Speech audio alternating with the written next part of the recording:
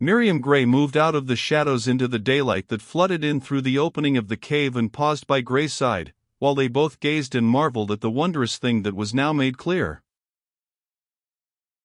"It is Crystal herself," said Gray, when he had partly recovered from his astonishment. "Crystal," cried his wife quickly, "that was our daughter's name, but I tell you, dear, she died, she was drowned, and Temakawawa himself buried her. I will call him and he will tell you the same."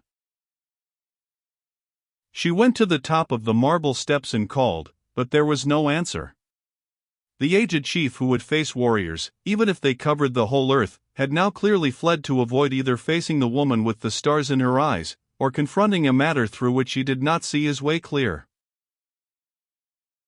As he had obviously left me to tell the tale of his deception, perchance of his sin against the Bright One, I gathered my thoughts together and went forward. "Miriam Gray," I said, "when first I undertook the search for you, Temakawawa told me the story of the child, which, of course, you know up to the point where he took the little body away to bury it beneath the Rimu. The part of the story he kept from you is this. Your child Crystal revived in his arms. He did not bury her but sent her away with a band of Maoris, whose instructions were to leave her with the first Pakeha they met. The first white man they found was your husband, who, nevertheless, up to a month ago did not know she was his own daughter." "Not until Warnock here," began Gray, but he stopped as he turned towards his wife, for, as was natural, my words had moved her greatly.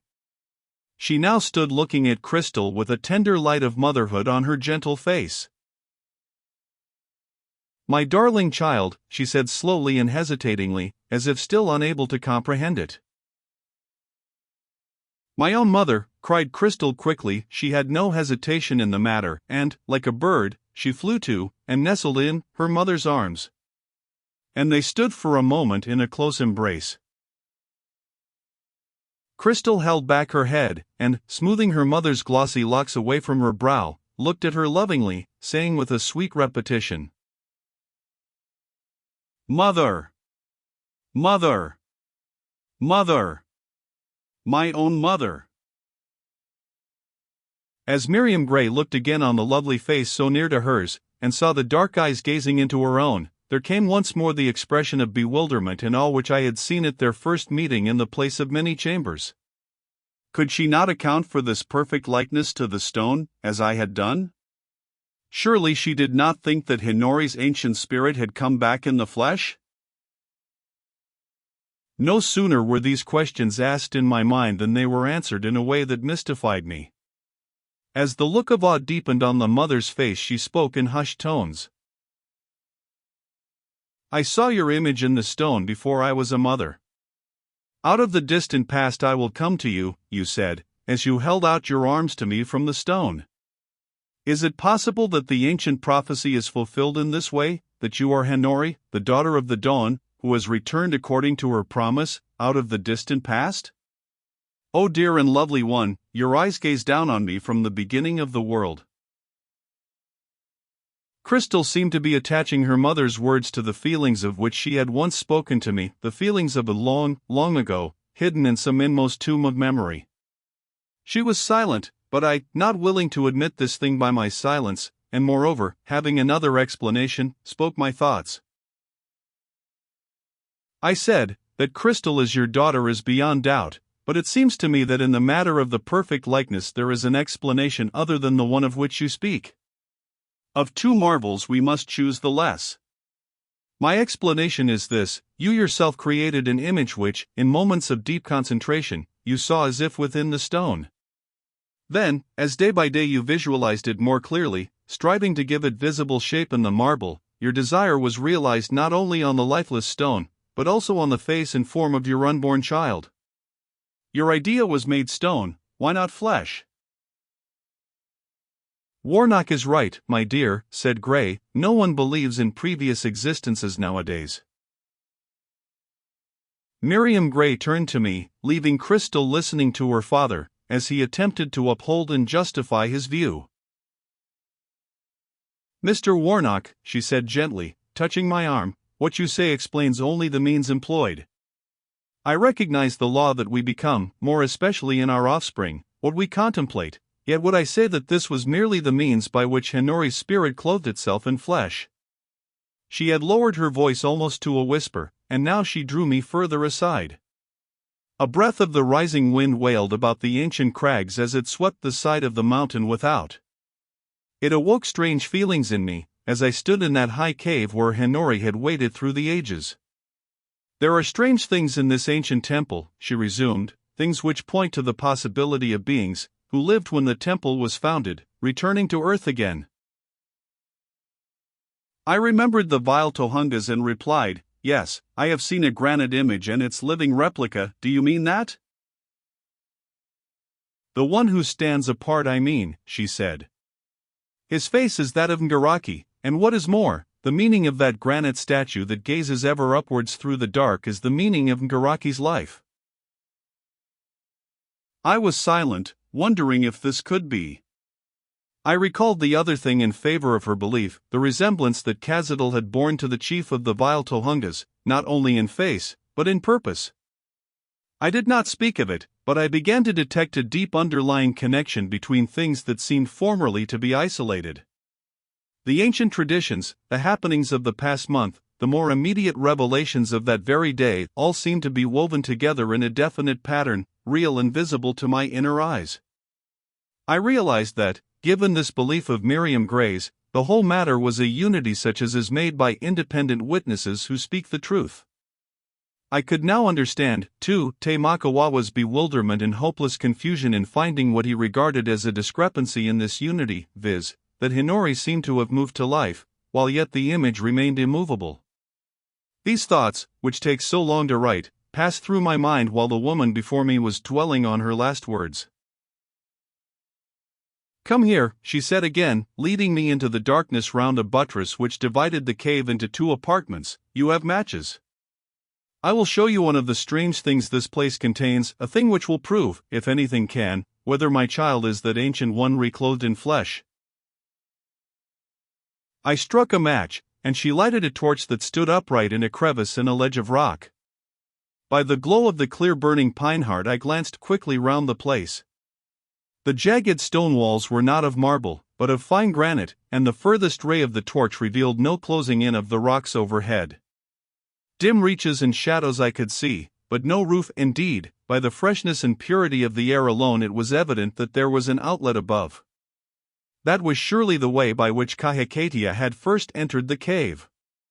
As I swept my eyes round the lower walls and floor of this inner apartment I saw that in former times it must have been the abode of some of the savage priesthood who had in turn guarded the sacred stone. Thick Maori mats were laid about the level floor. Maori spears occupied the recesses of the rocks, and mirrors of jade rested on the ledges. Rich garments of dog's hair or woven flax hung from points upon the walls, and ranged around the place were the grotesquely carved wooden gods of the Maori, lolling their tongues and caressing their bodies with three-fingered hands, while their eyes of powashell glistened in the torchlight. While I had been engaged in looking at these things, Miriam Gray had withdrawn a little stone box from a part of the wall. With this in both hands she approached, and, saying it was heavy, bade me place it on the ledge where the torch blazed. I did so, and the light of the pine heart revealed the frosty glitter of gold dust. She plunged her hands into this and withdrew a curiously wrought circlet of gold, set with a large diamond at one part and with a brilliant sapphire at another. "This," she said in a whisper, "so legend tells, is Hinori's crown. The very ancient giant priests took it from the city which stood on the plain below, and, when they brought the queen to this cave, it was placed in this receptacle, where it has remained until now." I took it in my hands. This actual tangible relic of a bygone civilization helped me to understand those emotions of long, long ago, about which Crystal had spoken. I looked at the circlet and then at the walls of granite, and a feeling of extreme age possessed me. Had I, too, perchance lived in that far time when Hinori, the Bright One, had attempted to rule a violent people by the law of love? Had I been among her counselors in that long ago, a man of humble aspect, nursing an unrequited love for his dark-eyed queen? I cast out the thought, for my unrequited love for Crystal was a thing of which I could not yet think calmly. This, I said, conveys to my mind no proof except that it once had a wearer. Wait, she replied. Tradition says it is a talisman whose virtue is restricted to the one for whom it was made. See? There are some characters engraven inside which are supposed to relate to this tradition. In times long since it pressed the brows of the ancient queen, and the legend runs that, on her return, it will not be until it is placed upon her head that she will recall the memory of her ancient life. Let us place it on Crystal's head now, I said quickly, making a movement towards the outer cave. No, she returned, detaining me by the arm, not now. At sunset tonight Ngaraki returns to sing his karakias before the statue. It is the time of the year when for a few days the sun ray strikes in through a rift in the outstanding crags. We will remove and conceal the statue, and when he comes he will find Crystal posed in its place. Then, while I place the circlet upon her head, he in the event shall decide if she be Hinori or only my child. If the talisman should have lost its power, I objected. Then the tradition will not be of a piece with the general body of tradition which has been handed down within the ancient walls of this temple, she said. I have learned step, by proofs which I cannot show you now, that there is truth in these priestly traditions. I will tell you one thing briefly. In a circular recess in the side of the wall of the great abyss are the preserved heads of men who at various times have found their way into this mountain to destroy the sacred stone which was supposed to contain the form of the Pure One. The faces of these I have recognized by their resemblances to the faces of the vile Tohungas of the pit, the destroyers of women, and I believe firmly that the ancient brotherhood of sorcerers exists to this day, their initiates returning again and again in the flesh to work out their destiny. Even quite lately one found his way into the lower part of the mountain, but he escaped after nearly killing Ngaraki, whom I nursed for many days, thinking he would die. If they had caught him, what would they have done with him? I asked. His head would now be hanging among the others, where it ought to be. I felt very thankful that I had not killed Ngaraki with that last bullet of mine, and still more thankful that my head was still on my shoulders. But I did not waste time in correcting her mistake. She concluded. That chamber of preserved heads, with many other things over which I have had ample time to think, has led me to believe in the traditions of this place, strange as they may appear to you of the outer world. I was silent, but in my silence I wished that I had kept the head of Khazadal to place among that gruesome collection. At that moment Crystal, followed by Gray, came round the buttress. I want to kiss you again, said she. I have lived nearly 16 years without a mother, and now I have found you I am so happy that I think I must cry. She placed her arms round her mother's neck, and drawing her down to a low ledge of rock nearby, seated herself at her feet and buried her head on her lap and sobbed for very joy.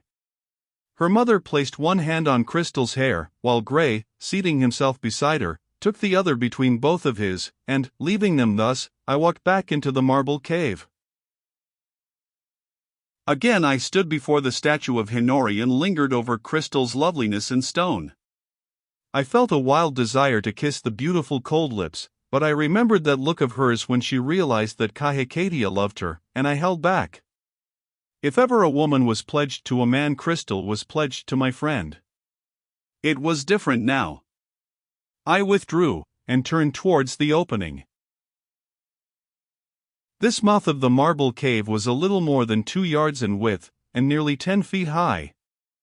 It admitted the lights of heaven on to the face of Hinori.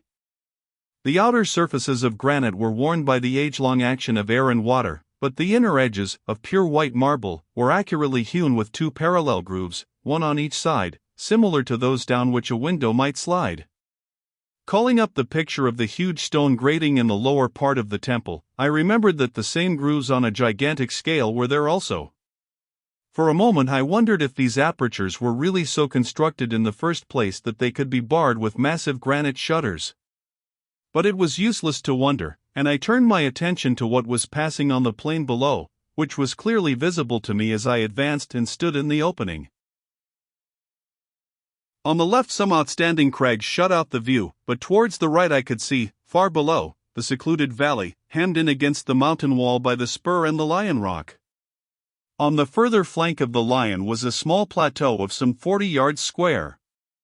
On the one side of this was a precipice overlooking the plain, and, on the other, the open space was separated by a deep fissure from the thick bush that clothed the bases of the less precipitous mountains sloping off round the tableland on the right. To this small plateau there led up a narrow path, a path which, as it ascended, became at one point so constricted by the steep precipice on its right and the yawning fissure on its left, that there was scarcely room for 3 men to stand abreast. The natural advantages of this position had been seen by the Maoris at a glance, and they had already set a high palisading round it, thus marking it for a stronghold. Scattered about on the yellow plain were small collections of rough dwellings, as many as might account for the presence of several hundred natives. And they seemed to be still flocking in, for, coming down off the spur of one of the rolling hills on the other side of the plain I saw a line of warriors. In the merry 25 of the fortified Pa on the Lion's flank was a chief striding up and down haranguing a crowd of savages. By his wild gesticulations and the fury of his words, whose connected meaning I could not catch, he was evidently a violent savage with a violent idea. As I asked myself what that idea could be, my eyes fell on another figure in the open space near him. I sprang up and ran to the part of the cave where I had seen Gray set down his field glasses. Returning with these, I looked long and steadily at the other figure. Yes, it was the wizard Negro. Another of his infernal reed tubes was in his hand, and it had once occurred to me that he had this turbulent Maori under his influence, hoping, through him, to use the whole savage force for his own purposes. While this was going on, a tall chief, white-headed, and clothed in a dog's hair warcloak, strode out of the Pa and across the plain to meet the warriors, who were now banding themselves together on the level. He stopped them and then led them past the Pa to the strip of bush that skirted the mountains to the right. As far as I could judge, the chief was Te Makawawa and the warriors were of his own tribe. I watched the scene on the plain for more than an hour, and the conclusion I came to was that the Maoris were gradually dividing themselves into 2 camps, the one under Te Makawawa and the other under the turbulent chief, who was evidently ruled by the Negro wizard. From a few words that I had caught of the chief's harangue in the Pa, I guessed that the wizard had depicted Ngaraki's goddess as a pakeha, and had urged that the Maoris should rise in arms against such an imposture. In addition to this, I saw clearly how the subtle wizard would erect another and a dark-skinned goddess on the pedestal and enlist their sympathies with her. Very gravely I noted how my fears had been only too well founded. At length I rose and sought out Miriam Gray in the inner cave. The 3 were still sitting talking together in low tones, and I hesitated before disturbing them. But I felt that the matter was urgent. "I'm afraid there will be a battle among the Maoris before long," I said, standing before them. "They have arranged themselves into 2 hostile camps, and look as if they mean fighting." Miriam Gray rose to her feet. "I knew it," she said. "I knew there would be trouble, but Ngaraki would bring the tribes together. He has told them too much, and now they have the idea that they are to win their land back and drive the English into the sea. But Te Makawawa knows better." "Is he there?" "Yes," I said. "He controls one camp, and another warlike chief who occupies the stronghold commands the other. There may still be time when Ngaraki returns at sunset," she said. "He will know nothing of it, for he will come by the secret entrance at the back of the mountain, the way of the lizard, but he will quiet them if Te Makawawa cannot. When he comes and sees what he shall see, he will be like 1,000 men, and at ordinary times he is terrible enough, for I have watched his face while he has chanted his karakias in this cave." Under Miriam's direction, Gray and I removed the statue from its place and concealed it among the wooden gods in the darkness of the inner cave. It appeared that this removal was only rendered possible by the fact that, some years before, Ngaraki, impatient at Hinori's delay, had, with great toil and by means of an old sword, apparently the gift of an early explorer to some ancestor of the Rangitane, found among the weapons in the inner cave, achieved the difficult task of sawing through the base of the statue, where it was in one piece with the marble floor. This was to loosen one more of the fetters of Hinori, for, as he said, how could she move to life when her feet were fast bound to the rock? Thus the place where Hinori had stood through the ages was now left vacant, so that her living image might stand there with her arms outstretched to the western sky, with the same loveliness of old upon her face, and the same age-long prayer upon her parted lips. This, Miriam maintained, was not a trick, but a test, for none knew as well as Ngaraki the form and features of his ancient goddess. None could say with him, "This is she for whom I waited, for whom I prayed and toiled my whole life long."